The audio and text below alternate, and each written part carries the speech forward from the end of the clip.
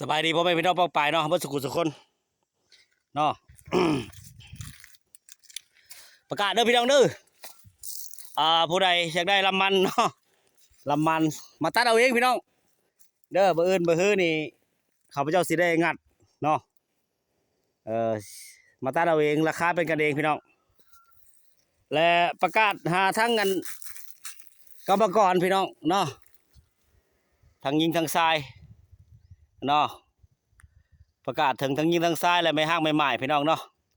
คันไม่ห้างไม่หมายลูกติดพิจารณาเป็นพิเศษพี่น้อง เนาะกรรมกร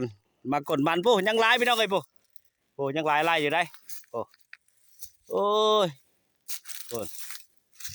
สนใจติดต่อเด้อเฟซนี่แหละพี่น้องเอ้ยมามุมนี้ก็ยังหลายพี่น้องยังบริกรเนาะใครสนใจบื้นมาเลยพี่น้องสิเฮ็ดเมาบ่เนาะสิเฮ็ดเมาเป็นเปอร์เซ็นต์บ่หรือว่าสิเฮ็ดรายวันก็ได้พี่น้องนี่พันลำมันงามพี่น้องเลยนี่พันเขียว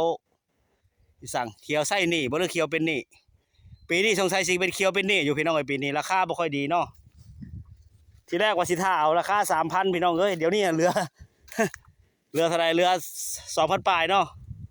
ช่วงราคาที่ว่ามัน 1,800 2,800ข้าพเจ้าบ่ได้กลเนาะค่าตัดอ้อยพี่น้องเอ้ยนี่งามพุ่นนี่มาเอาเลยใครสนใจนะเพราะว่าข้าพเจ้าสิเลิกปลูกแล้ว